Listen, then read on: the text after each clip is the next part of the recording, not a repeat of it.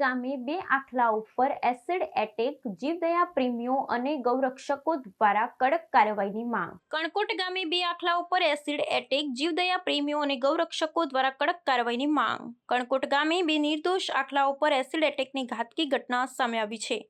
અજાણ્યા શખ્સે આખલા ઉપર એસિડ ફેંકી તેમને ગંભીર રીતે ઘાયલ કર્યા હતા.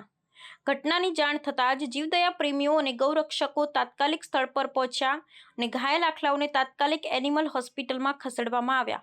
હાલ બંને આખલાઓનું સારવાર હેઠળ છે અને તેમની સ્થિતિ ગંભીર જણાઈ રહી છે.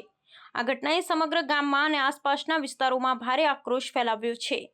જીવદયા પ્રેમીઓ અને સ્થાનિક લોકોએ આવી નિર્દયી હરકતોની કડક નિંદા કરી છે. ગામના લોકો અને ગૌરક્ષક દ્વારા આરોપી સામે તાત્કાલિક અને કડક પગલાં લેવા માટે પોલીસ અને વહીવટીતંત્રને રજૂઆત કરવામાં આવી છે.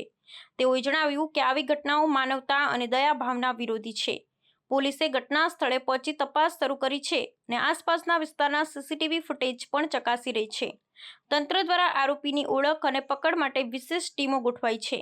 પોલીસ અધિકારીઓએ ખાતરી આપી છે કે આરોપી ઝડપાશે અને કાયદેસર કડક સજા મળશે.